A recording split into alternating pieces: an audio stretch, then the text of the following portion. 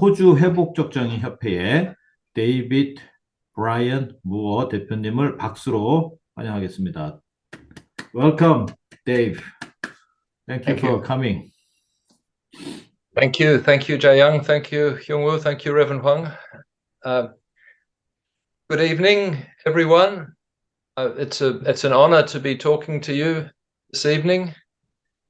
I'll let you interpret every 2 or 3 sentences, Jae Young. Yeah. So I'm speaking Yes. to you from Melbourne, Australia this evening. 네, 오늘 멜번, 오스트레일리아 멜번에서 지금 참여를 하고 있고요. 저희보다 2시간 앞서기 때문에 9시가 조금 넘은 시간입니다. And I'm going to give a presentation that's an overview of work I've been involved with for 3 decades now. 호주가 지난 30년 동안 해왔던 회복적정의 활동에 대해서 좀 소개하는 시간을 갖고자 합니다. And we're calling this presentation Setting Relations Right. 이 제목을 올바른 관계 세우기라고 했는데요. So that's the Korean title. And that's the title of a book that I've just published with Aliki Vernon with that title, Setting Relations Right in Restorative Practice. Okay. When was it published? It's just come out this month. This month. 사실 이번 달에 막 출판된 이 책이라서 정말 따끈따끈한 책인데요. 이 안의 내용을 좀 축약했다고 보시면 됩니다. So I'll talk about how I became involved with this work as I give the overview. So as I talk through some key ideas. 이 이야기 발표를 하면서 또 본인이 어떻게 해서 이 영역에 오시게 됐는지나 활동하게 됐는지도 소개를 드리도록 하겠습니다. So one of the first points, because we're in this international movement called the restorative movement, is what we mean by that word. 이 회복적정의 운동이 세계적인 운동으로 확산되어 왔는데요. 거기서 말하는 회복적이라고 하는 의미를 우리가 어떻게 해석해야 되는가부터 말씀을 드리고자 합니다. And we found it useful to simplify the question of what the word means into learning from our past, healing in the present, so that we can improve our shared future. 이 세 개의 시제로 말씀을 드린다면 과거의 실수든 과거의 경험으로부터 배운다. 그리고 현재를 지금 그 영향을 받은 현재를 치유하고 그걸 통해서 공유된 미래를 함께 만든다라는 주제가 들어가 있죠. We find there's still a lot of confusion about the meaning of different terms, restorative justice, restorative practices, and something else I'll be talking about this evening, restorative engagement. So that's 그리고 회복적이라고 하는 말 뒤에 과연 무엇이 붙어야 되는지 아직 여전히 논란이 많이 있습니다. 다양한 의견이. 그중에 사법, 실천, 또 개입이라는 개념에서 또 말씀을 드리고자 합니다. So we find it useful to talk of restorative justice in English as particularly work that we do in the justice system. 이 서구에서는 특히 회복적 정의 그러면 회복적 사법이라고 해석이 되는 영역이죠. And later this week you'll be looking at restorative schools, policing and hospitals, as Hyung-woo was just saying. So that's what we think of as restorative practices, which is a system for managing community relations. So helping people live together in community. 이번 주에 저희 그 협회가 하는 그 순서를 봤는데 거기에 보면 학교, 경찰 그리고 병원 이런 이야기들이 나오는데 그 비사법 영역을 이 서구에서는 회복적 실천이라는 표현으로 practice라는 이름으로 통칭해서 쓰고 있습니다. And then something that people may not have heard of yet, at least not much, which is what we call restorative engagement. In programs that are dealing with harm that's occurred to a whole group of people. And we found a way to link healing for the individuals with reforming the organization where the harm occurred. 사실 제가 이 단어를 번역함에 있어 계속 딜레마가 있긴 했는데, 일단 개입이라고 부를게요. 근데 여기서 개입이 단순한 개입이라고 생각하지 마시고, 어떤 개인의 피해 회복을 노력함과 동시에 그게 제도적 변화로까지 확산될 수 있도록 한다라는 개념에서 좀 더 큰 의미로 사용했다는 것을 말씀드리고 싶습니다. And the common theme between those three areas, so in English, restorative justice, restorative practices, and restorative engagement, is using these carefully structured, carefully prepared and structured group processes with a facilitator who sets them up and runs them. So that's the common theme between justice, practices, and engagement. 이 세 가지 회복적 사법, 회복적 실천, 회복적 개입이라고 했을 때, 사실 이 세 가지를 묶어내는 아주 중요한 것이 잘 계획돼서 절차적으로 진행하는 이 전문적 그 그룹 진행이라고 하는 게 아주 중요한 역할을 하고 있습니다. So the common principles across those three areas of practice and these processes that we're going to talk about a little more are to do no further harm, then work with people, and we're working with people in order to set relations right. 이 회복적 정의가 어떤 실천 영역이 되든 간에 공통적으로 갖고 있는 기본 원칙에는 이미 발생한 피해를 회복하는 측면에서 피해 확산을 멈추고 막는 게 있고, 두 번째는 당사자들이 개체가 아니라 주체가 되게 할 필요가 있다. 그리고 목적은 깨어진 관계를 다시 회복하는 것에 있다라는 세 가지가 중요한 원칙입니다. And that setting relations right leads to healing for people. 관계를 바로 세운다는 의미가 치유가 결국 일어날 수 있게 한다라는 그 의미에서 이해해 주시면 좋겠어요. Now, there's a very particular reason why we've used those words, setting relations right. And it's because we've found when people use the English word restore, that's sometimes what we do when we have these meetings. 이 관계를 바로 세운다라고 했을 때 이건 여러 의미가 있는데, 회복되었다라고 하는 의미가 일단 가장 크죠. 관계가 회복되었다. But in much of this work, we're not restoring relations that have broken. Much of it involves taking relationships that are already good and making them better. 그런데 사실 깊어졌다라고 하는 의미도 포함될 수 있어요. 반드시 어떤 게 깨졌다가 회복됐다가 아니고. And there are other situations where the best we can hope for is just not to have people angry or fighting or in conflict anymore. So we haven't necessarily restored a relationship, but we've taken a bad relationship and stopped it being bad. 또 이게 반드시 뭐 회복되고 깊어지지 않더라도 최소한 더 심한 갈등으로 확산되지 않고 좀 더 중립적 관계가 됐다라는 것도 표현될 수 있겠죠. And there are some cases in community settings or in workplaces, for example, where people decide it actually is very difficult for them to continue to work together, but they can agree that they're just not going to have anything more to do with each other. And at least they've agreed on that. So in a small number of cases, this is what we achieve, where we formally end a relationship. 또 어떤 경우는 뭐 회복이라고 부를 수 없을 수는 있어도 이제 공식적으로 어떤 이 관계가 정리가 됐다라는 측면이죠. 그래서 더 이상 그 관계나 어떤 어려움을 주고받지 않는 그런 단계가 됐다라는 의미도 해석될 수 있습니다. And many of you who may already do this work will know very often in a meeting, some of the people in the meeting haven't met each other previously, so they're meeting for the first time. So we're not restoring a relationship, we're establishing a relationship. 또 어떤 경우는 서로 관계가 있던 사람들이 아닌데 이제 처음 이 과정을 통해서 관계가 생겨났다, 이루어졌다라고 또 표현이 될 수도 있습니다.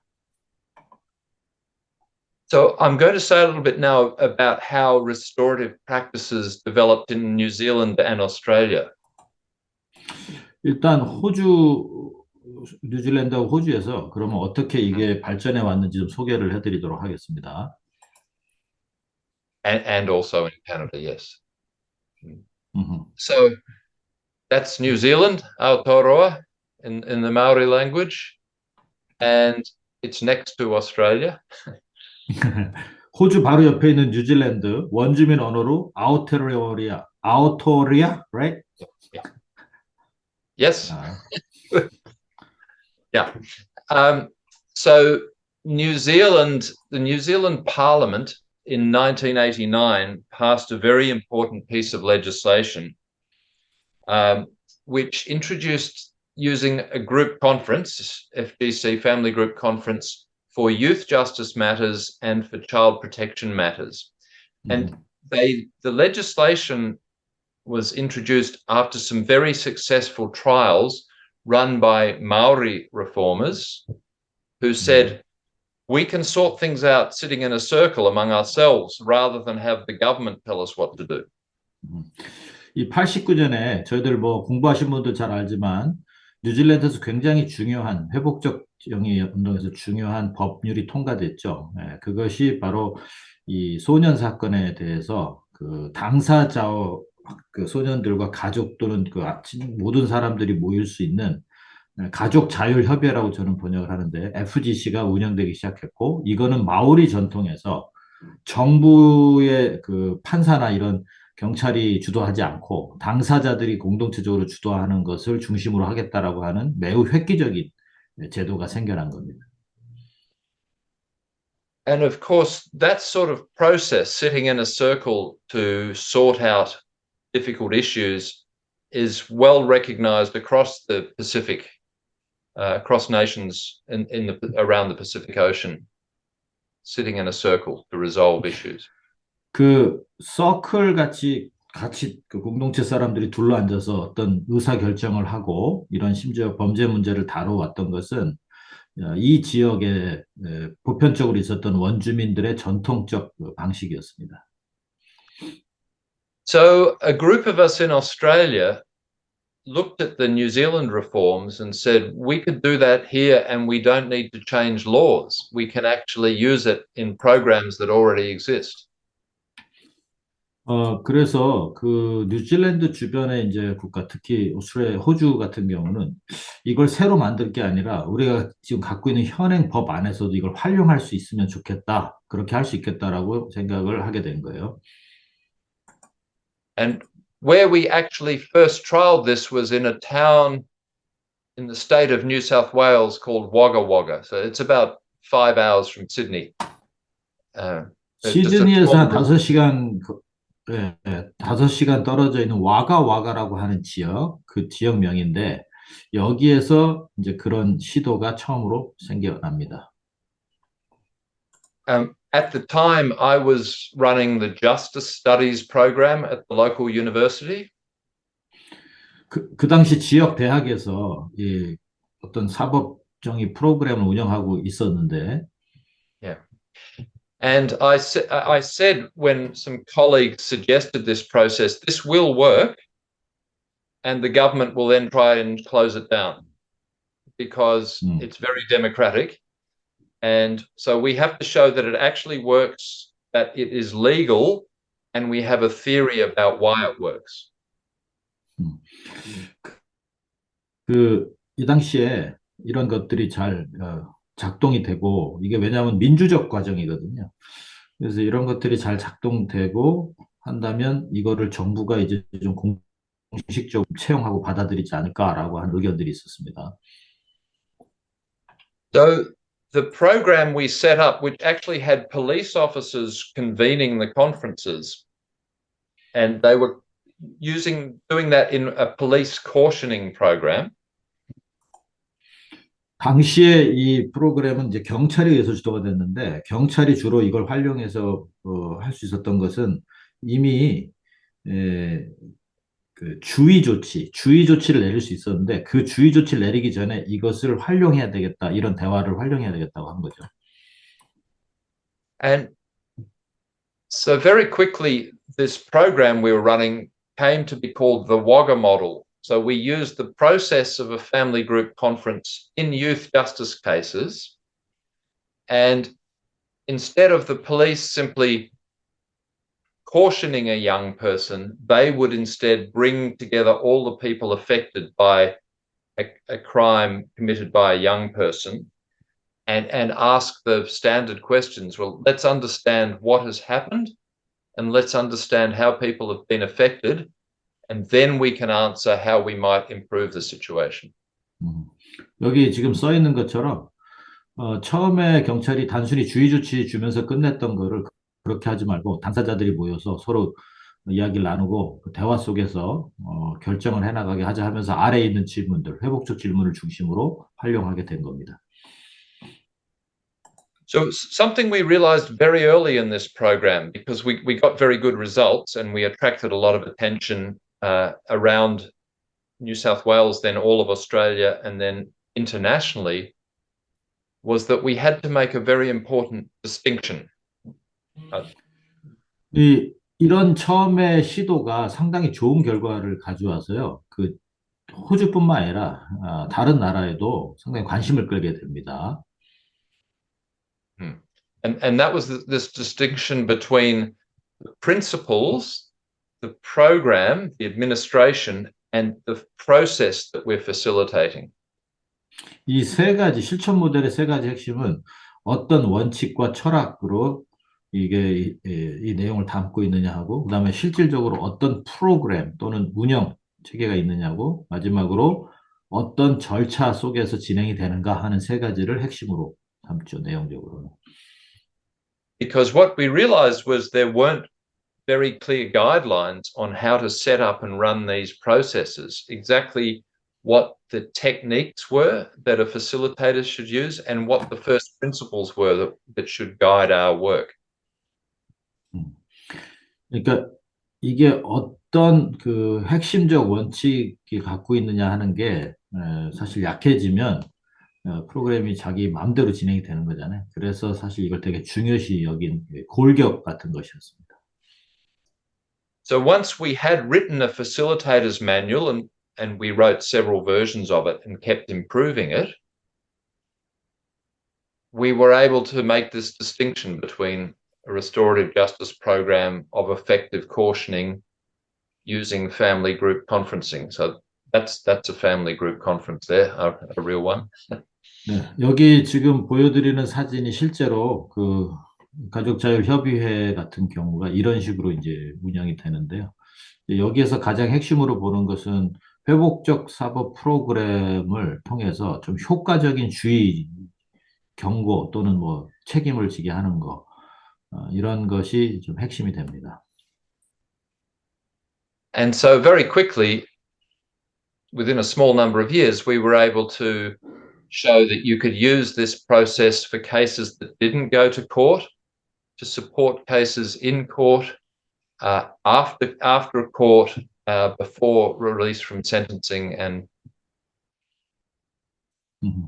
그래서 이거를 언제 사용했냐면 법원으로 들어갔지만 이제 우회로 빼서, 다이버전이죠. 빼서 처리하는 절차 또는 어떤 그 양형, 그 판결을 결정하기 전에 또 후에 뭐 과정에 이런 식으로 해서 이거를 다 좀 적용해서 활용할 수 있도록 한 거고, 또 어떤 책임을 지고 난 이후에는 석방 이전 또 이후에도 활용될 수 있겠습니다.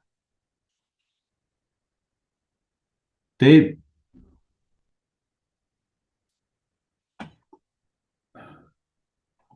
잠깐 지금. am I back now? Yeah, I can hear Sorry. you. Yes. So Okay. yes, so we had to explain firstly that this process worked at several points in the justice system. 음흠. And then what was our explanation for why it worked so well? Why was it having such an impact, helping people heal and changing behavior? 이게 왜 그 효과적이고 사람들의 행동 변화에 영향을 주는가 하는 것을 사실 좀 살펴볼 필요가 있습니다. But once we had done that, we then were asked to do training across Canada between 1996 and 2001. Several times a year, we ran trainings from one side of Canada to another in what were called community justice programs. And then we were also asked to do the training for the United Kingdom for the randomized controlled trials that we ran there between 2001 and 2013. 이 호주에서 와가와가 모델을 성공적으로 하고 나서 이게 이제 캐나다와 영국으로 이제 확산이 됐는데 그런 지역을 다니면서 이거를 또 확산을 했는데 같은 모델을 96년부터 2001년까지는 캐나다의 여러 지역에서 진행을 했고 2001년 또 2000 그 초반 요때는 영국에 가서 또 이런 것들을 계속 시도를 했습니다.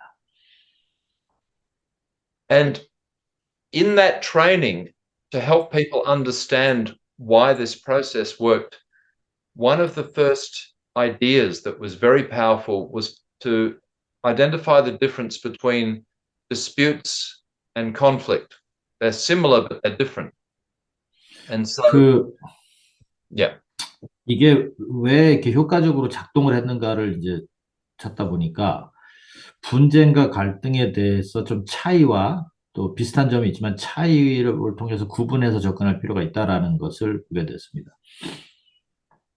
And Jae-young, I'm not sure how well this works in Korean, but normally what we'd ask people in English and actually a lot of the European languages is what words they associate with dispute. What other Korean words do you come to mind when you think of this word? 분쟁. 분쟁. 분쟁 is more like a result of conflict. Mm-hmm. And the conflict is more like a root of Yes. the dispute. Yeah. And it's interesting how around the world in so many different languages, this distinction's there and people understand this. Mm-hmm. That 일단 지금 저랑 잠깐 말씀 나눈 건 영어에서도 분쟁과 갈등을 구분해서 하는 게 좀 독특한 구분이라고 보는데 저희 한국말도 사실 분쟁과 갈등을 엄밀히 보면 비슷한 것 같지만 또 다른 차이가 있죠. 그래서 제가 설명드린 것은 분쟁은 갈등의 결과로 나타난 것이다라고 보고 갈등은 분쟁의 뿌리가 된다. 뭐 이렇게 해석을 할 수도 있다는 거죠. whereas conflict is different. 그래서 여기 나오는 이 비교표를 좀 보시다시피 이거를 이렇게 구분한다면 이런 방식으로 좀 볼 수가 있고 갈등은 개인의 내적 갈등 등이라고도 하고 사람들 사이 갈등이나 그룹 갈등이라고 얘기도 하죠. 그런 식으로 좀 더 관계와 상태에 대한 방식으로 갈 수 있다. And just as Jae-young was just saying, one can feed the other. So we can be in conflict within ourselves. 네, 금방 말씀하신 것처럼 갈등과 분쟁은 서로가 이걸 촉발시키는 또 영향을 주기도 하고 따라서 이 두 개가 같이 작동이 된다라고 봐야 됩니다. Conflict between people is obvious. 사람 사이에 분명히 갈등 분명히 있죠. But of course, you also get conflict between groups. 또 파벌 또는 그룹이 지어지기 시작하는 갈등. And much of the time, we find ourselves in conflict with systems that don't work very well. 또 제도와 갈등을 겪는 경우들이 있죠. or we're working with systems that are in conflict with each other. 또는 제도와 제도 사이에서의 또 갈등도 있을 수 있습니다. And this theory then, when we think it through, generates a whole series of different forms of group conference for different types of combination of dispute and conflict.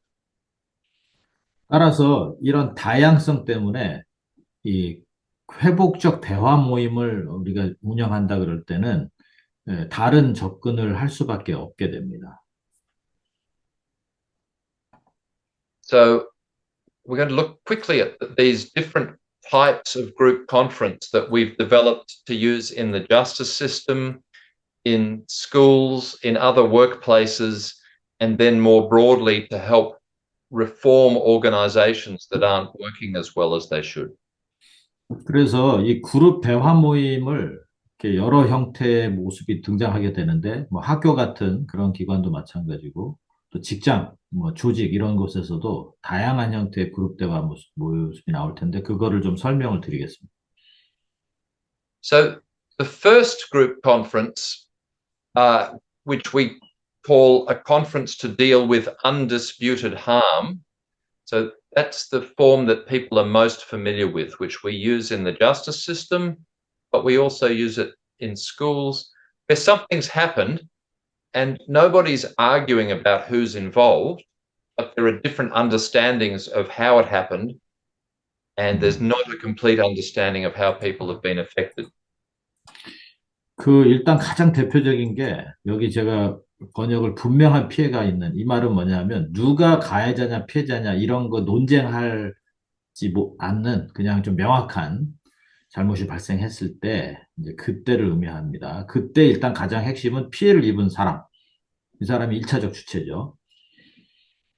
And that form of group conference involves people who have caused harm and people who've been harmed, and also any professionals who might be involved in helping them deal with the case. 그래서 처음이 피해 측이라면, 그리고 피해자와 둘러싼 공동체 영향을 입은 사람들이라면, 두 번째는 책임이 있는 사람과 그와 연관이 있는 사람들이 되겠죠. 그리고 이것을 이제 다루는 뭐 경찰이나 이런 전문적인 그 직책이 있는 사람들.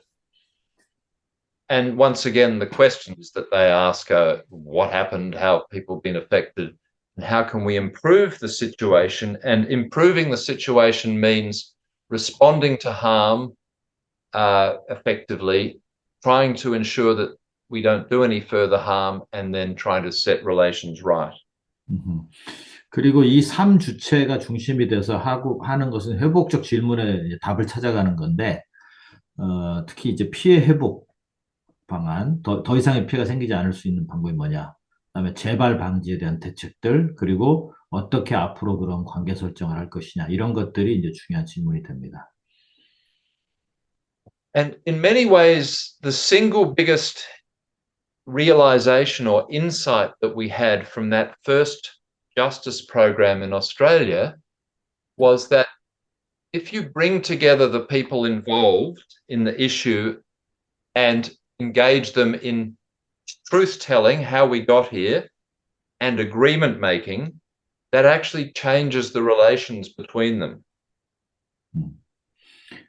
처음에 이런 피해가 분명한 사건을 이제 형사 사건에서 다루다 보니까 어떤 것들이 사람들의 행동 변화를 일으키느냐라고 봤을 때 진실이 밝혀지는 대화 또는 진실된 대화, 그러니까 서로 숨기려고 하고 피하려고 하고 이런 게 아니라 이런 진실 대화가 있고, 또 하나는 뭔가를 함께 만들어가는 동의 과정, 이것에 사람들이 참여하다 보니까 그 전에 사법하고는 다른 형태로 행동 변화에 영향을 주기 시작하더라 하는 게 나온 겁니다. So it's the work of making sense together of how we got here shifts people emotionally so they don't want to fight anymore. It transforms conflict into cooperation. 그래서 서로 감정 싸움이 되기 쉬운 갈등에서 문제를 함께 해결하고 풀어가고 또 이야기를 서로 들어주는 협력으로의 전환점을 만드는 게 핵심이구나 하는 걸 발견하게 된 거죠.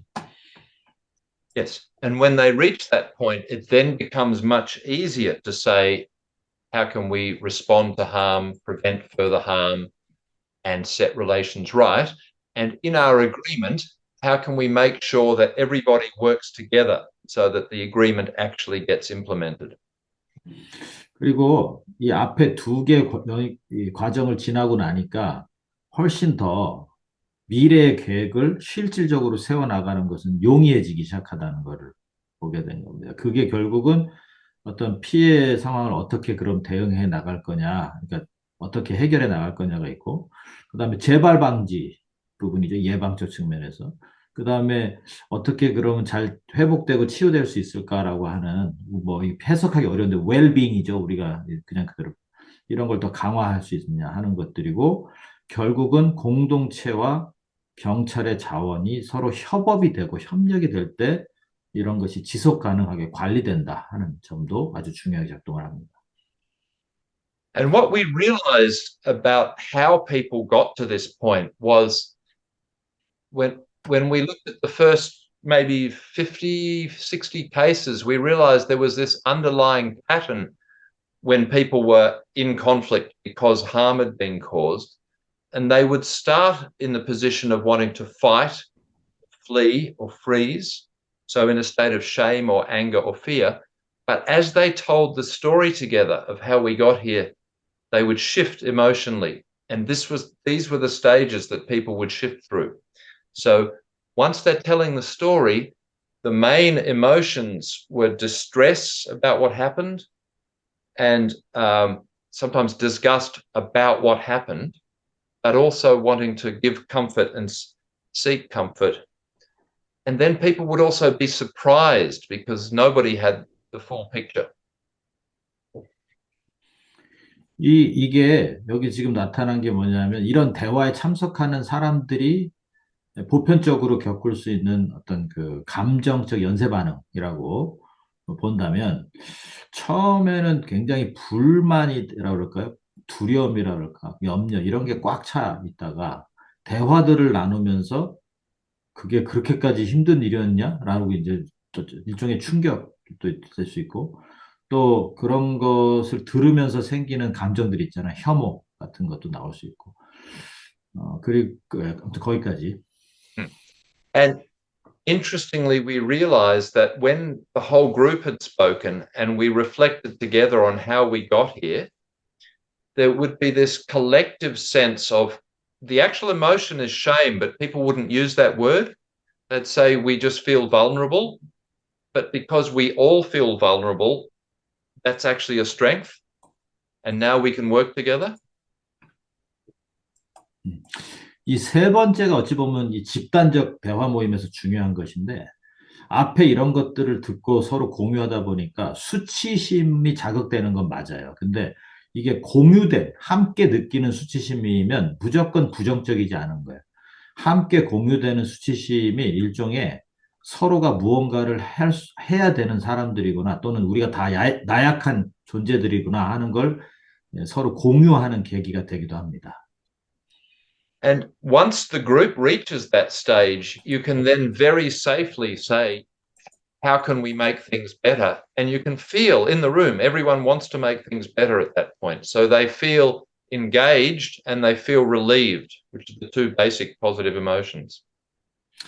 그리고 그런 공유된 수치심이 작동이 되기 시작하면 이제 뭔가 함께 그럼 어떻게 해야 우리가 느끼는 이런 불안감이나 또 함께 공유하고 있는 나약함, 깨지기 쉬운 이런 것들을 보완해 나갈 수 있을까 하는 다음 단계로의 발전 영역으로 가죠. 그래서 무엇을 할 것인가 또 어떻게 우리가 서로 안심하고 살 수 있을까 이거에 대한 해결책으로 넘어가는 과정을 제공합니다. So this is the practical theory that we began training facilitators in to run the process so that every time people would step through these stages and get to the point of being re-engaged and relieved so they were able to cooperate.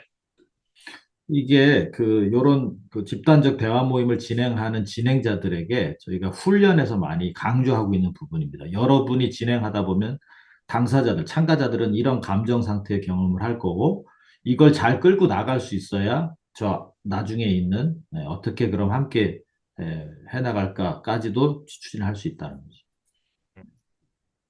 So of course, then the question was, does it work? Does it 그러면 work? 이제 많은 질문이 그래서 이게 잘 작동이 되냐, 효과가 있느냐 하는 건데.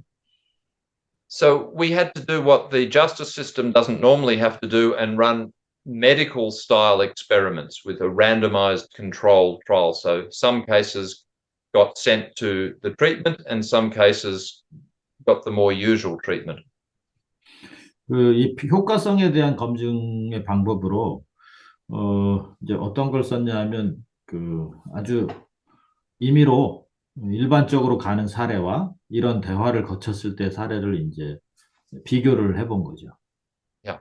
And what those trials found was what we found in the first experiment, which is that, yes, if you run this process properly, it produces healing for people who have been harmed.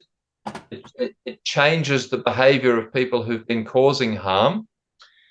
And you can use it with adults, not just young people, and for very serious cases. 이 조사를 해보니까 확실히 고무적 변화가 나타난다는 것을 발견을 했습니다. 그거는 이제 피해 측에게는 치유적 효과가 있었던 것이고 가해 측에게는 재범을 줄이는 또 효과가 나타났습니다.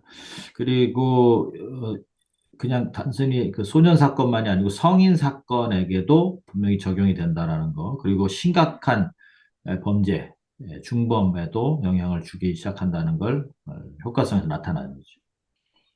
So that answers whether it does work. Then the question is, but how does it work? That question. 예, 이게 효과성이 나타난다라는 걸 물론 샘플 조사였지만 보고 나서 그럼 이게 어떻게 작동되는가 하는 것도 저희가 또 연구를 해봐야 되죠. And just last year in 2022, some colleagues of mine actually here in Melbourne produced a report where they followed 800 cases after court for up to 2 years and then looked at the cases where there had been the strongest healing and the strongest behavioral change to ask what factor has produced that change. 가장 어찌 보면 변화를 일으켰던 그 사례들을 집중적으로 좀 연구를 한 사람이 있는데 지난 2년 동안 요 기간에 벌어졌던 걸 샘플로 해가지고 거기에서 나타났던 내용들을 좀 소개드립니다. And what they found was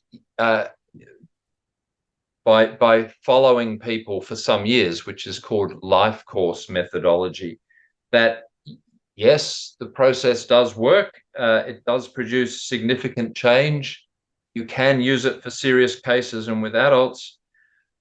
But then they found something very important and very interesting, which is that the factor that most makes a difference is having family and friends participate, community of care. 이렇게 효과가 나온다고 저기 써 있듯이 지금 나오고 있는데 좀 특이한 것은 그 당사자들의 가족이나 친구 같은 주변 사람들이 참여할수록 효과성이 높아진다는 거예요. 변화의 효과성. So in other words, as we've been saying for many years, and this research showed, it's having communities of care in the meeting that most supports people to heal and to change.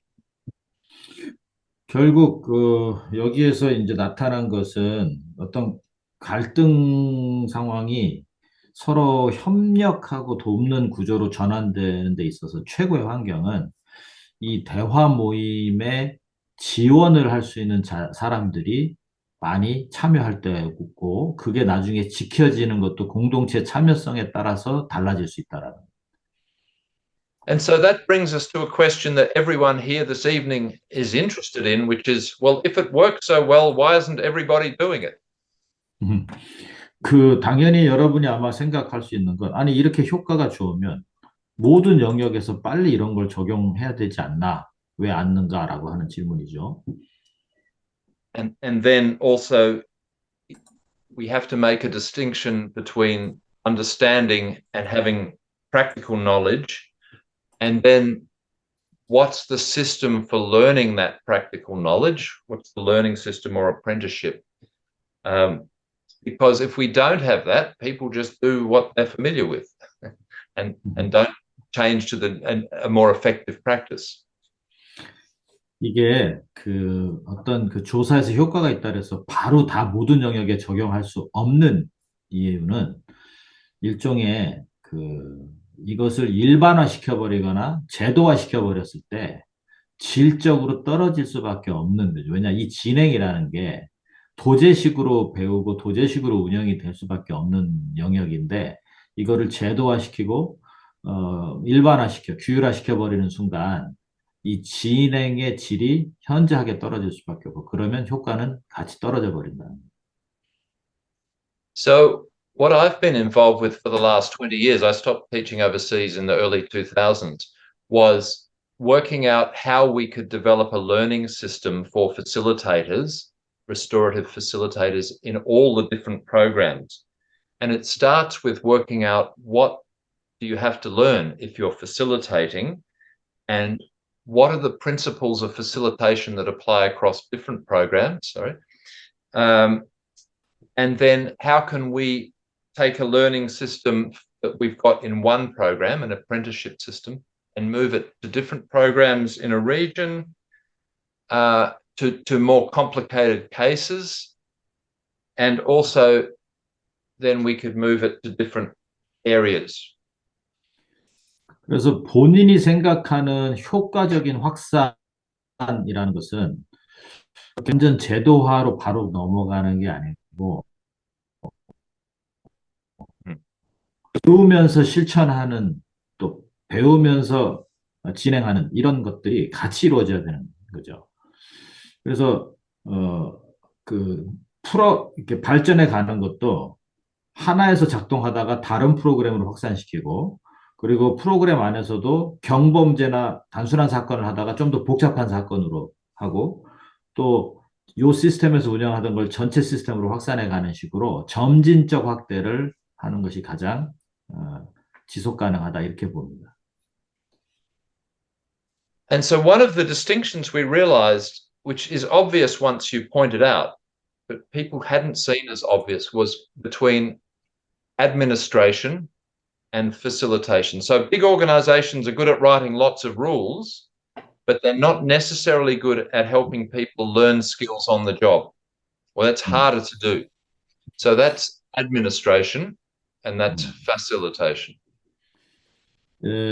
이게 이제 좀 설명하기 어려울 수도 있는데, 자, 제도화라고 했을 때, 또는 지금 기존에 있는 어떤 어, 그 사법 제도 같은 경우에, 일단은 뭘 요구하냐면 어떤 결정을 수용하도록 요구하죠. 근데 그 회복적 프로그램들은 이것을 적용하는 것에 집중하지 그걸 따라라라고 하지는 않죠. 그 다음에 기준과 표준, 또 뭐 법률 이런 게 중요하지만 여기서는 기본 원칙을 중요시 여기고 또 모든 케이스에 똑같이 적용될 수 있는 걸 요구하지만 여기서는 사례에 따라서 다 다를 수밖에 없고 그때그때 필요를 채우는 방식으로 간다라는 큰 차이가 존재합니다. And we started realizing this distinction fairly early on, but I don't think we made it clear enough. But it's what enabled us to take what we'd learned doing restorative justice and put it into restorative practices. 이 그룹 절차, 그룹 대화 모임, 이거를 회복적 실천, 사법이라기보다는 더 실천 영역에 이제 사법에서 배웠던 거를 일반 영역에 적용을 해보는 경우입니다. So when we use that language of restorative practices, and I'll do this fairly quickly, but 회복적 실천이라고 이름을 부르게 된 걸 설명을 좀 드리겠습니다. It's not just this one process that we're familiar with, the group conference for undisputed harm. 그 아까 명백한 피해가 발생한 사건에서 해야 될 것들을 설명을 드렸었어요. In communities where people spend a lot of time together, so schools, workplaces, residential areas, we need different types of process, different types of group meeting. 그, 여러분, 공동체나 일반 영역으로 넘어가면서부터 보면요. 함께 시간을 많이 보내는 사람들 사이에서 생기는 갈등이기 때문에 그 갈등은 역사가 오래된 갈등이라고 볼 수 있습니다.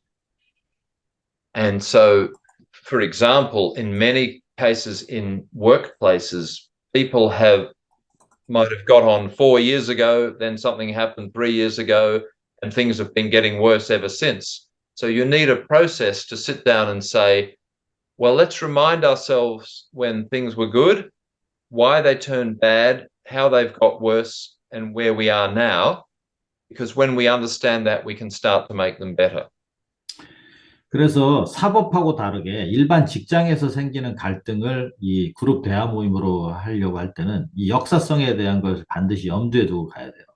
예를 들어 4년 전에 어떤 일이 있었고 3년 전에 어떤 또 충돌이 있었고 그러다 보니까 서로 관계가 꼬여가지고 지금 이 상태까지 왔다라고 한다면 핵심적으로 초점을 둬야 될 것은 그렇게 나쁘게 된 과정에 대한 이해가 있어야 되고 이 나빴던 관계가 더 나빠진 악화된 또 그 과정은 뭐가 있었는지 그러면 지금 가장 필요로 하는 거는 뭐가 돼야 되는지를 이 역사적 맥락을 무시하고 접근할 수는 없는 겁니다. And then we also realized working in workplaces in the late 1990s that we needed another type of structured process to help people make sense of a very complex situation and then work out the order in which they needed to make things better. 또 하나 그 일반 영역으로 가다 보면요. 똑같은 경험을 했는데 그 경험에 대한 해석이 사실은 좀 다른 경우들이 있죠. 예, 그런 경우는 여기 써 있는 것처럼 몇 가지의 다른 그 관점에서 이 문제를 바라보도록 도와주는 역할이 필요합니다. So the conflict was really between ideas, not so much between people, but we still could use a structured process to change the conflict into cooperation by working out together a common understanding that people weren't arguing about. 그 사람들이 개인적 어떤 충돌 때문에 갈등하는 게 아니라 서로 갖고 있는 생각들이 달라서 충돌이 벌어질 때, 이때는 여기 있는 것처럼 특정 어떤 사례와 거기서 나오는 문제들을 구분해가는 그런 명료화 작업, 우리 말로 하면 명료화 작업을 통해서 갈등을 접근해야 됩니다. 진행자들은. So we actually started attracting a lot of attention for the work we were doing in workplaces at this time. And a playwright, an author called David Williamson, who's probably Australia's best known playwright, got very interested in this work and wrote 3 plays. This is 20 years ago now. And one of them was made into a very successful movie 10 years ago, from which that's a scene which portrays a group of people in a workplace using a group conference to sort out difficult issues among them. What was the title again? Face to face. 이 페이스 투 페이스라고 하는 영화가 한 10년 전에 나왔는데 이 영화가 이 데이브 윌리엄슨이 어찌 보면 굉장히 이 직장 내의 그룹 대화를 가장 적절히 잘 표현했던 그런 주제의 영화였습니다. And at the same time, we were learning that if we introduce these different group conference formats into a school, we also needed to improve the way people communicated, not just in a group, but with each other, and the way in which teachers taught in the classroom. 그 학교 같은 경우에 학교의 예를 들어보면요. 이게 그 학교 구성원, 그래서 학급 구성원 전체의 대화가 필요한 것도 있지만 또 학생들과 또 교사와 학생 사이 등 특정 주체들 사이에 또 의사소통, 그러니까 다른 레벨에 해당하는 의사소통이 존재해야 됩니다. So very briefly, that's the set of ways of communicating that collectively we call restorative practices.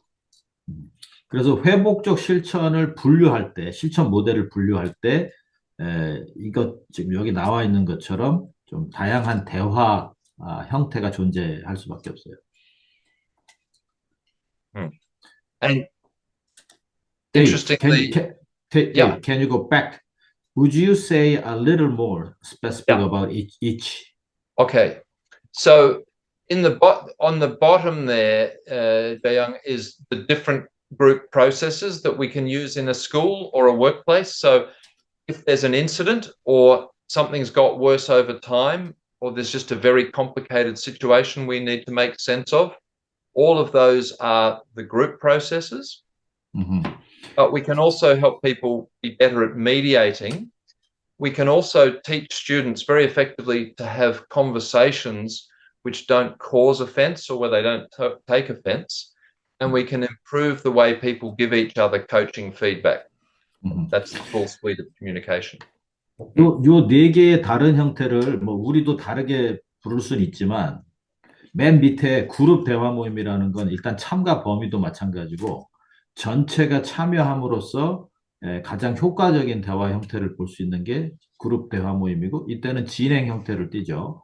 그런데 어떤 문제, 특정 문제를 가지고 두 사람, 두 그룹이 맞붙어 버렸을 때는 조정의 형태로 그 조정 틀을 가지고 대화를 이끌어야 되는 거죠. 그 다음에 이 두 번째 쌍방의 그 짜여진 대화라는 건 뭐냐면 두 사람이 직접적 대화를 하는데 그 대화의 형태는 어떤 틀을 가지고 오고 간다라고 볼 수 있습니다. 그리고 일방이라는 것은 한 명만 놓고 어떤 코치를 해준다거나 멘토를 해주는 방. 그러니까 예를 들어서 학교 같은 데에서 회복적 실천을 한다 그러면 어떤 특정 한 프로그램만 운영해서는 될 수 없는 다양한 형태와 레벨의 의사소통 방식이 접근할 수밖에 없다. 네. And interestingly, at this year's Italian Film Festival, one of the standout movies was called The Circle, Il Cerchio, and it showed a group of primary school students through over 6 years in a very multicultural suburb in Rome, getting to know each other and support each other. It's a very beautiful movie, and the director has actually just tracked these students over 6 years, and you can see their relationships becoming strong and supportive. And they sort out the sort of issues that don't often get sorted out well in schools. 그 최근에 22년에 나온 영화 중에 Il Salcio 이게 서클이라는 뜻인데 이탈리아 영화입니다. 이탈리아에서 이 영화가 나왔는데 이게 학생들이 이 아까 말씀드린 그런 그룹 대화 모임이나 다양한 형태의 대화를 학교 안에서 어떻게 적용하고 있는지를 잘 표현한 이탈리아 영화가 최근에 나왔다고 합니다. And you can see in this case, this is some of the theory we use. You can see the students working out what's fair, what are fair rules, how can we play by the rules. And then as they get older, even in primary school, they're saying, okay, these rules are fair, these rules are not fair. We need to play by the rules that we've set up for ourselves. 여러분 학교에서 학생들을 만나서 보면 갈등하는 친구들이 많이 얘기하는 것 중에 이렇게 고급스러운 말을 쓰지는 않지만 왜 누구 편만 드세요라고 하거나 왜 나한테만 그러세요 이런 것들이 결국 뭐예요? 공정성에 대한 거잖아요. 이 공정성을 이야기할 때 보면 세 가지가 중요한데 공정한 원칙을 갖고 접근했느냐, 그 다음에 그 적용이 공정했느냐, 그리고 그 결과가 공정했느냐 이걸 가지고 사실은 많은 시비가 되기도 하고 갈등이 축발되기도 하죠. And even with these young students aged 10, 11, 12, you can see them also sorting out if they're arguing because the rules have changed or they feel someone's imposed the rules on them, or there's a clash between different sets of rules. This is all of the stuff that governs life between people. We're all following rules. And if you give people the power to ask whether the rules are fair and how we can make them fairer, people get on better together. 그래서 예를 들어서 10살짜리 학생들도 그거 왜 마음대로 바뀌냐? 왜 쟤한테는 저렇게 하고 나한테는 이렇게 하냐 이런 것들을 이제 얘기할 때 보면 결국은 이게 어떤 불공정을 느끼게 하는 요소들로 작동이 되기 때문에 나오는 거죠. So that takes us again to this question of, well, all right, how can we actually learn from our past, heal in the present, and negotiate a better future together in whatever community we find ourselves in? 아까 처음에 얘기 드린 것처럼 그게 사법이든 또는 이런 학교나 직장 같은 비사법 영역이든 계속적으로 이 주제로 봐야 될 것은 과거로부터 무엇을 배우고 있는가, 또 그것으로 영향을 받은 현재를 어떻게 치유할 것이냐, 그리고 함께 공유된 미래를 같이 설계하고 만들어갈 것이냐. 이 주제 질문은 사실 동일하게 던져져야 된다. And this then brings us to the last of these three elements that we talked about. We've covered quickly restorative justice and restorative practices. And now I'll give a brief summary of restorative engagement, which is a very recent and very important development. 세 번째로 아까 사법 또는 실천 영역 외에 회복적 개입 영역에 대한 말씀을 좀 드릴 텐데, 이거 다시 말씀드리면 이 개입이라는 용어는 여기서 개인의 피해 회복을 포함해서 그걸 넘어 제도적 변화까지도 추구하는 개념으로 개입이라고 부른 겁니다. So that's the terminology. And this movement started in Australia at least 10 years ago with a program, with a report, and then what was called the Defence Abuse Response Task Force, DART. 영국에서 죄송합니다. 호주에서 한 10년 전부터 나왔던 피해 회복 정책에 대한 이야기를 좀 말씀드리면, 그 국방부에 생겼던 어떤 성범죄나 각종 범죄에 대한 의혹을 조사하고 대응하기 위해서 국방부 범죄대응팀이라고 하는 TART라는 팀이 생겨나게 됩니다. Yeah. Now, we don't have time to go into this in a great lot of detail, but very basically what it involves is, in the first program, the defense program, the report looked into people who'd been harmed while they were working in the Army or Navy or Air Force by their own people. So that poorly treated, abused by some of their colleagues. 이 군대 안에서 그 뭐 육해공 어디든 간에 군대 안에서 그 군인들 사이에 벌어지는 이런 피해 또 폭력 이런 것들에 대해서 이제 접근을 했는데, and the key innovation, the new development in this program was this meeting, which we called a restorative engagement meeting, where a person who had been harmed with supporter or supporters met with senior management. So not with the person who harmed them, but with the senior managers of the organization, and explained in detail what had happened to them. 여기서 이제 시도됐던 게 뭐냐면 뭐 배상 상담 뭐 이런 게 있지만 가장 중요한 건 회복적 개입이라고 하는 이름으로 회복적 접근을 시도를 했는데요. 거기에 핵심은 피해를 입은 사람이 그 자기 주변의 상사들이 아니라 가장 그 책임감 있는 그 윗 상사를 만나서 자기의 상황을 설명할 수 있는 기회를 부여받는 겁니다.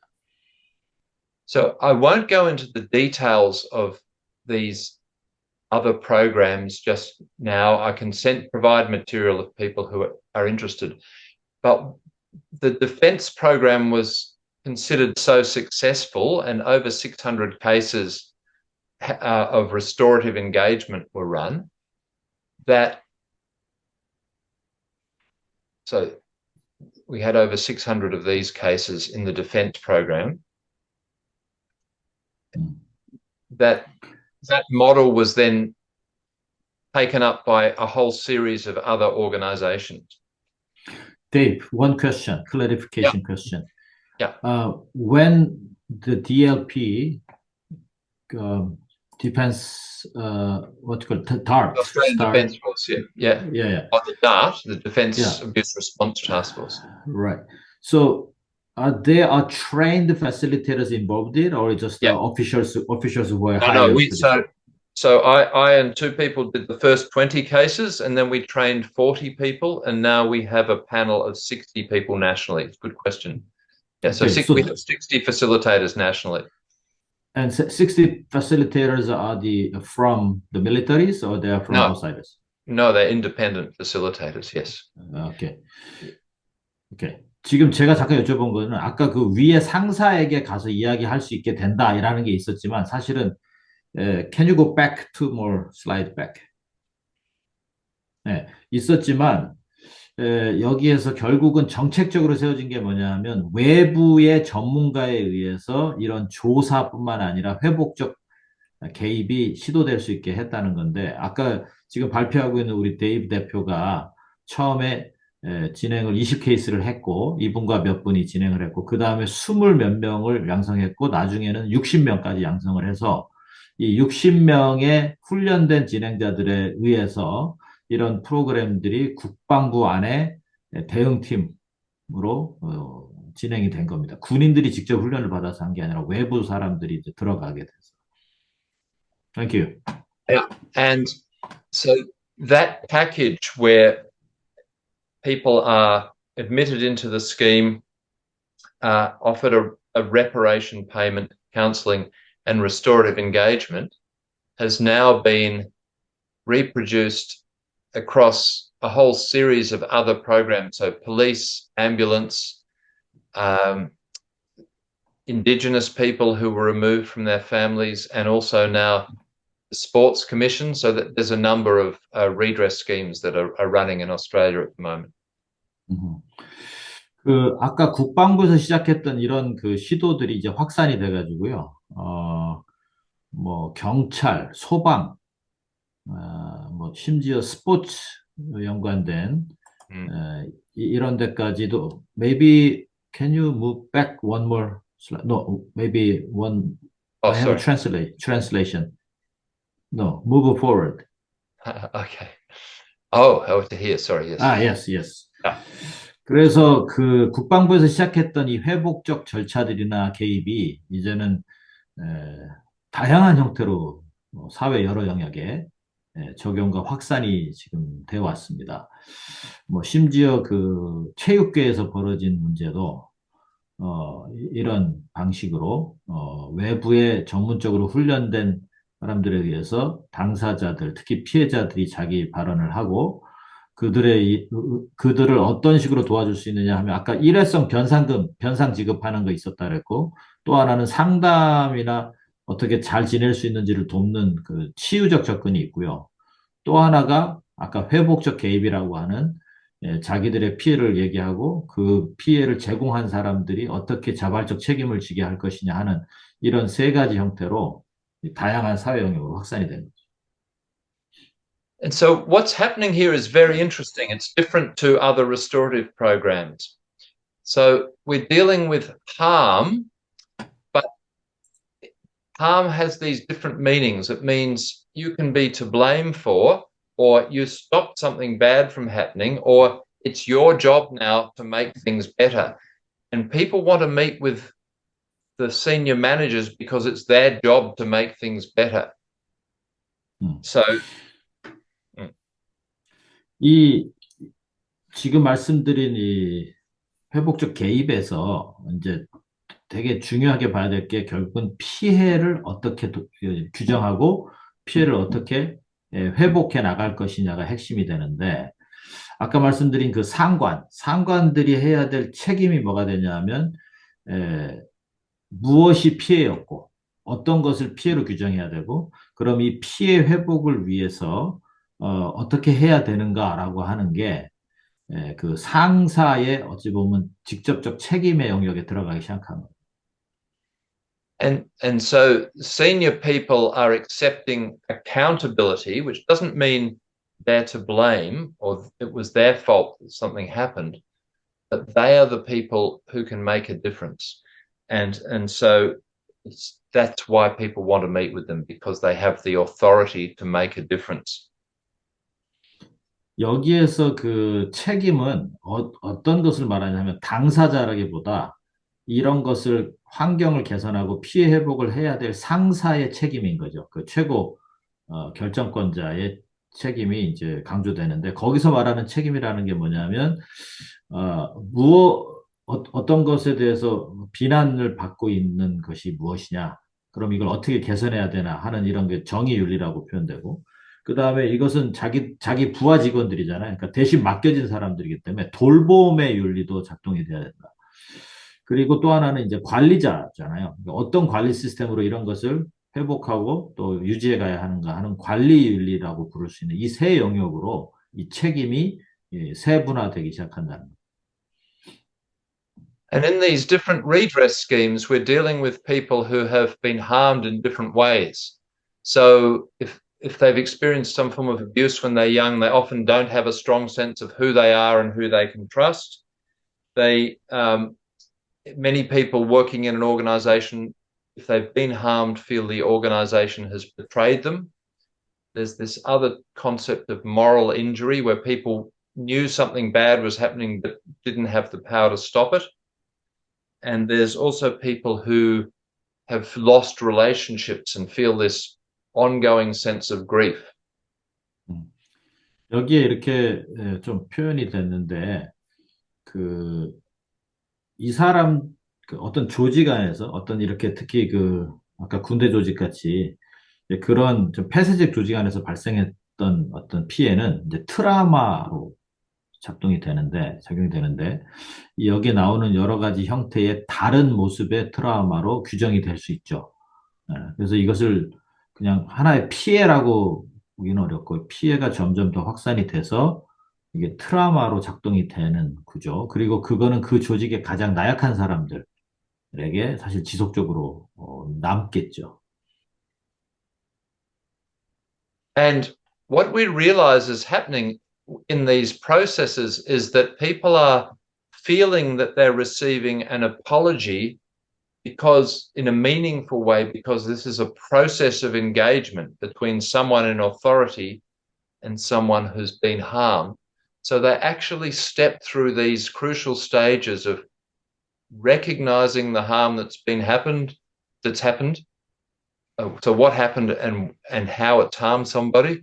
Maybe we'll do each of these as a direct translation then, Jayon. 그 요런 그 폐쇄적 집단 속에서 또는 명령 체계 안에가 있는 조직 안에서 아까 생긴 그런 피해 그리고 그것 때문에 생긴 트라우마를 접근할 때 가장 의미 있는 것은 사과예요. 근데 그 사과가 진정성과 의미를 부여하기 위해서는 몇 가지 그 지도자들, 그 상관들이 꼭 확인을 해야 될 게 어떤 일이 실제 발생한 거고 그게 어떤 피해를 양상했는가에 대한 인정이 처음에 생겨야 그 다음 단계로 넘어갈 수 있고요. And then turning to trying to understand how it came to happen and how it caused so much harm, and then who is responsible for trying to heal it. 그 다음으로 다뤄져야 될 게 원인과 책임 영역인데 왜 이런 일이 발생하게 됐는지에 대한 원인 규명이 있어야 됩니다. 그리고 누가 책임이 있는가라고 하는 부분도 명확하게 다뤄줘야 되는 영역이죠. And then, of course, people can express regret about what's happened when they really understand it, and we can make things better as far as possible only once we really understand what's happened. 그리고 이제 regress이라고 표현했던 이런 일이 있어서 사실은 좀 안타깝고 후회되는 부분. 여기서 이게 후회라고 딱 표현하긴 뭐한데 아무튼 이런 일이 있지 않았어야 되는데 이런 일이 벌어진 것에 대해서 공감을 하는 영역이 되겠죠. 그리고 그러면 이 상황들이 잘 회복되기 위해서 피해가 또 회복되기 위해서는 어떤 것들이 논의돼야 되고 필요한가라고 하는 것이 그 다음 영역이 됩니다. 그래서 이 다섯 가지 영역을 다뤄줘야 그것이 의미 있는 형태의 사과라고 이제 볼 수가 있겠죠. And Dayang, if you could just say, we've got just about 5 minutes to go and we'll complete. Just 5 minutes to go on this. So that method, which we call restorative engagement, has become the fourth form of a group conference. And it works through these stages we've just mentioned. Recounting experience, getting a response from the senior person, having a discussion about what the lessons are, and then any further actions. 아까 이런 형태의 대화를 개입할 때 진행자들이 고민을 하고 이제 인식을 해야 될 게, 특정 사건 또는 반복되는 어떤 행동에 대한 그 상황 설명이죠. 그리고 이것을 공식적으로 대응하고 있는 것은 어떤 형태인가에 대한 믿음을 줘야 되고, 그리고 이걸 통해서 무엇을 배웠는가 하는 것에 대해서 공유해 주는 과정이 필요합니다. 그리고 앞으로 어떻게 하고 이게 어떻게 관리되고 지속적으로 도움이 될 것인가 하는 부분을 다뤄줘야 됩니다. And what we realized probably in the first year of the first redress scheme was that there was an emotional sequence like the one we saw years ago in the first type of group conference, but it's a different emotional sequence. So people go through through stages, but the stages are different. As we hear the narrative, and then get a response, and then have a discussion, and then decide if there's any further work to do together. 여기 지금 이제 소개된 것처럼 이제 회복적 개입을 큰 틀의 흐름으로 본다면 어떤 경험이 있었는가, 무슨 일이 생겼었는가를 당사자들을 통해서 이제 증언하고 이야기하는 구술이 있고, 그 다음에 책임자로부터의 그 답변이나 그 대응이 이제 나타나는 거죠. 그리고 이 과정에서 무엇을 배우고 무엇을 느꼈는가에 대한 나눔의 시간들이 있고요. 그리고 나서 이제 향후에 재발범 대책이나 피해 회복 대책 같은 쪽으로 발전을 해 가는 것이라고. 이 전체를 회복적 개입의 일종의 흐름이라고 볼 수 있습니다.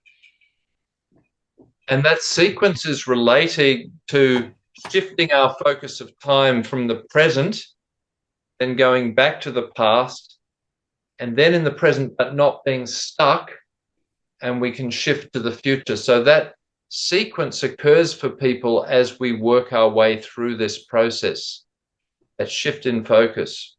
There again. 예.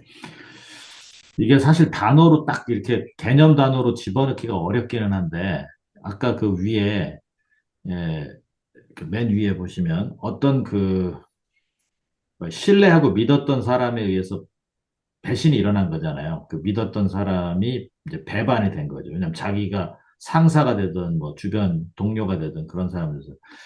그랬을 때, 움직일 수 없는 어떤 문제들, 현상들이 나오고, 이거를 최초 그 사건에서는 이 외상적, 그러니까 시제가 현재에서, 과거로 갔다가 다시 예상치 못한 배움이라는 게 뭐냐면, 어, 그러니까 이거를 어떻게 해결해야 될지 모르고 뭐 서로 고민을 하고 있었는데, 이 회복적 접근에서는 그 좀 기대하지 않았던 어떤 변화들, 기대하지 않았던 접근들을 통해서 갑자기 예상 못했던 배움을 이제 기대하는 거죠. 그리고 그걸 통해서 다음 단계로 이동할 수 있는 어떤 원동력이 제공된다라는 측면을 좀 설명하고 있는. And underneath that sequence, emotionally, what's happening is that people break out of the sense of anger and shame that they're often in when they've been harmed in an institutional setting, and they revisit the experience that they want to explain or recount to the senior officer. They always feel a sense of surprise about insights that they're having about the meaning of what's happened to them, and arrive at that same emotional state that we've seen in the other group conferences, where people feel re-engaged and relieved that they've addressed this issue. 사실 이 그림이 이제 완성도라고 보셔야 되는데, 여기에 그런 저 사건의 흐름과 또 거기에서 나타날 수 있는 현상, 그리고 그 밑에 이제 깔려 있는 뭐 시기적 변화에 대한 것이라면, 또 그 밑에는 이제 감정적 요소들이 깔리게 되겠죠. 근데 이제 여기서 제일 강조하고 싶은 것은 그 상사들의 개입이 어떤 식으로 이루어지냐에 따라서 이 소위 말해서 예상치 못한 배움 영역, 일종의 놀라고 충격을 받게 되는 그 영역이 사실은 되게 중요하고 그 과정이 겹쳐진다면 다음 단계로의 변화도 미래를 향한 변화도 가능하다라고 보는 겁니다. And so we realize that what's happening here is that people are shifting both their thinking and their feeling by stepping through a process again. So they have this sense of now that's in the past and this is the present. I'm not being haunted by my past. And I've had insights that I wouldn't have had otherwise. Um, so I've learned something and I can give my story to someone who has the authority to make something with that story, to use the lessons of my experience to help reform the organization.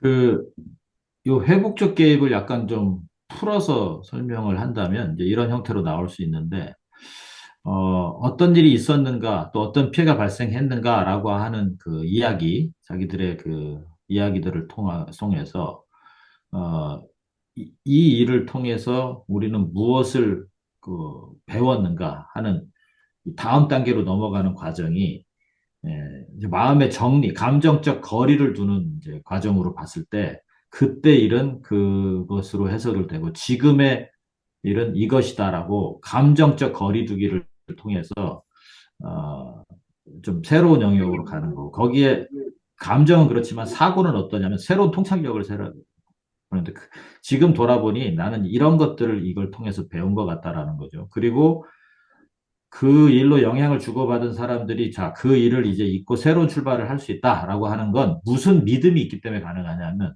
우리 그 시스템 안에서 우리의 이 제도나 우리의 조직 안에서 이번 과정의 배움을 통해서 누군가는 무엇을 할 것이라고 하는 믿음이 생기는데 여기서 누군가는 결국은 리더십들이죠. 상사들이고. 그래서 이 외부의 도움을 받기는 하지만, 우리 안에 이제 이런 거를 풀어가는 새로운 어떤 제도적 변화가 있구나라고 느낄 때 이런 것은 좀 완성이 될 수 있다라고 하는 표현입니다. So we've realized that what people want is that the organization learns not just from their case, but from all of the cases involved in the scheme. So we've started now in the newer redress schemes, working out what the lessons are from each case and putting them together into a set of lessons for the whole organization. We've just done this for Victoria Police, for instance, on guidelines on how they can improve their training for their managers. 여기가 이 그림이 표현하고 싶은 것은 예를 들어 빅토리아 경찰들하고 했던 일인데 어떤 특별한 사건이 있었을 거 아니에요. 그런 사건들을 다 하나하나씩 사실은 보다 보면 그 안에는 공통적으로 나타난 일종의 일반적인 또 일반화된 배움 과정이 있습니다.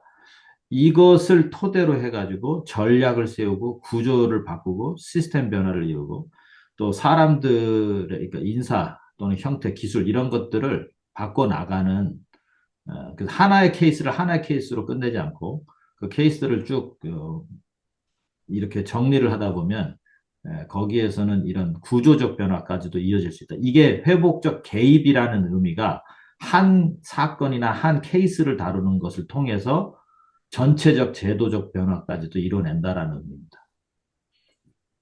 And what we're realizing in the redress schemes is eventually you'll realize the organization would run better if we use restorative practices. So if we look at the lessons from lots of restorative engagement cases, then the evidence from implementing restorative practices in organizations is clear.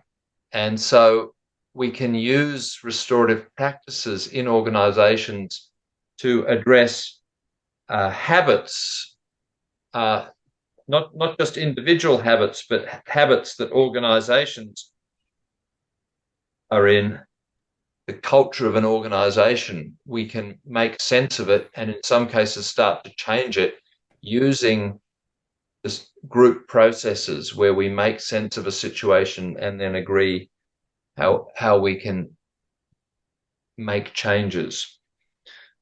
Um, 여기서 지금 말씀하는 거는 이제 몇 가지 키워드를 중심으로 좀 이제 해석을 해야 되는데, 아까 하나하나 사건들, 그렇게 개입되는 사건들이 모아져서 이게 하나의 이제 제도적 변화로 이어질 수 있다라고 표현했는데, 그게 이제 다뤄지는 영역 중에 보면은 이 습성 또는 어떤 그 습관과 연관된 부분이 있어요. 이 누군가가 계속적으로 어떤 형태로 반응을 한다거나 어떤 식으로 계속 그 가해 행위나 피해 행위가 벌어진다고 했을 때, 예, 이, 이 습성이라는 것은 사실 어떤 특성이 있냐면 이게 예측 가능한 게 되는 거거든요. 계속적으로 반복적으로 나오는 행위다 보니까. 따라서 이 개인의 심리 또 개인 간의 관계 이런 것들을 어떤 그 지속적으로 나타나는 형태라면 그것을 잘 이제 우리가 다루다 보면 이게 하나의 일과 규칙이라고 하는 영역으로 발전할 수 있고 이럴 때는 이렇게 행동하기로 한다. 뭐 이런 식으로 되는 거죠. 그래서 나중에는 조직, 그룹의 하나의 형태로 발전하고 나중에는 사회에 나타나는 하나의 형태, 행태로 발전될 수 있다는 겁니다. and this next slide is making a similar point that restorative practices help us to make culture changes in organizations by giving us structured processes to make sense together and then agree on change together. 어, 어떤 변화를 이뤄낸다고 할 때요. 이 변화에는 여기서 지금 표현되고 있는 그룹의 문화는 어떤 패턴, 계속적으로 벌어지는 그 패턴의 영향을 받을 수밖에 없는데, 이거는 행동과 사고뿐만 아니라 감정 요소들에 의해서 결국 일어나는 어떤 형태다라는 거죠. 그래서 이거 해석하기 참 어려운데, 변화는 관여하는 사람들이 변화하는 각 지점마다 적응하고 재정렬하는 오랫동안 지속되는, 반복되는 다양한 단계를 거쳐서 하나의 집단적 습성으로, 이제 문화로 나타난다라는. And so, what we're working on now is implementing restorative practice programs in a whole range of different settings using the same learning system. So, we're working out how we can learn together on the job as facilitators in different programs.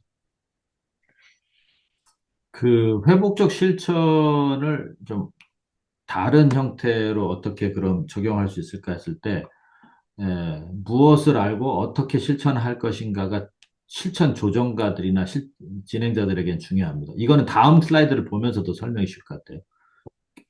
Maybe it's better to move on so that Yeah, the yeah. next So we just slide. just so basically, all those different formats which we've already discussed, they use the same set of facilitator skills, and this is what we've been training people in communities of practice. So we're just about at the end here. They look really simple when you spell them out. It just took us 30 years to spell them out. So the first one is using the theories that we've talked about, accurately making sense of a situation accurately, diagnosing. 음. 그래서 여러분 아까 그 표준화된 진행 기술이라고 썼는데, sorry, can you move back to just before slide? Yeah, yeah, one more. That one? Yeah, yeah, Sorry, yeah. there. Yeah. 지금 표준화된 지능 기술이라고 하는 건 이 위에 여러 사건들에도 다 적용될 수 있어야 된다라는 전제예요. 일단, can you move on now? 네. 그 표준화된 그러면 진행 기술이라는 건 뭐냐 하면 이런 순서를 갖게 되는데 일단 진단하기가 첫 번째고요. Okay, let's move on. Mm-hmm. So they're the three skills to make sense of a situation and prepare people. In the conference, the two skills we use are questioning for story and negotiating. And then when we make an agreement, we lock it in by reflecting together. So that sixth set of skills are the 음, skills that facilitators use across all the applications of restorative practice. 네.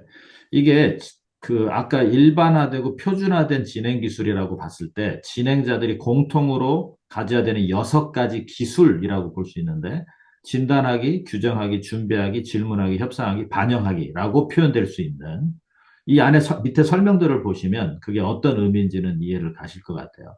그래서 이런 것이 일반화되고 표준화된 진행 기술의 내용이다라고 보시면 좋겠습니다. And so when we're implementing this in a workplace setting, we are applying all of these areas of restorative practice. So the three different group processes, the skills of having a conversation, the skills of giving good feedback, and making sure we use similar language so people understand what we're talking about. 아까 말씀드린 6가지를 이렇게 좀 분류해서 적용을 해보면 이런 형태로 보일 텐데, 이거는 뭐 한번 이따가 자료 공유해 드린 거에서 한번 자세히 보시기 바라고요. And so basically, this is the final slides now. Implementing restorative practices in organizations, schools, other workplaces, and so on. You can think of it as a system for improving systems. 여러분, 그 회복적 실천을 비사법 영역인 학교나 직장 같은 데에서 적용한다고 봤을 때 하나 이해를 해야 될 것은, 회복적 실천은 시스템을 발전시키기 위한 하나의 시스템이다라고 볼 수도 있습니다. So it's less about a new program and more about a way of continually looking at how we work with each other and how we can improve the way we communicate and resolve issues. 그 서로 어떻게 대하고 어떻게 문제를 풀어가고 어떻게 해결책을 만들어 가는가 하는 것의 연속 과정이라고 볼 수 있습니다.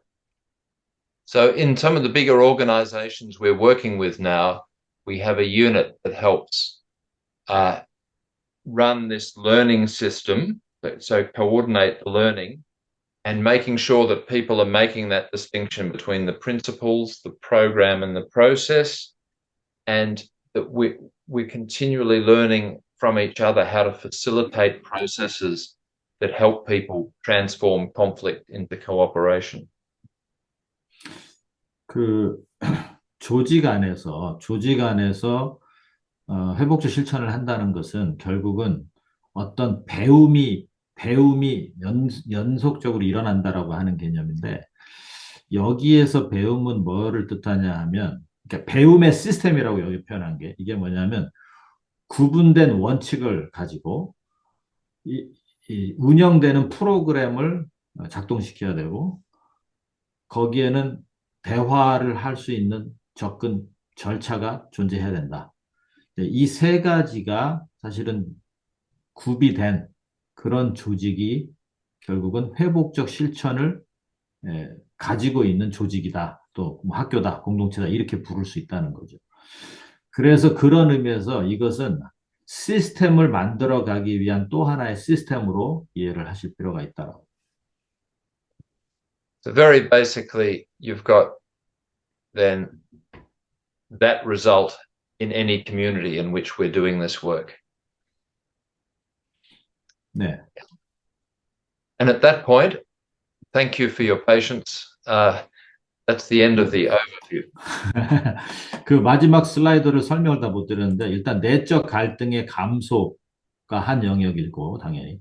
그 다음에 개인 간 갈등의 감소가 또 다른 영역. 그리고 그룹 간 갈등의 감소. 이거를 낮춰가는 것이 말씀드립니다. 자, 아무튼 일단 감사해.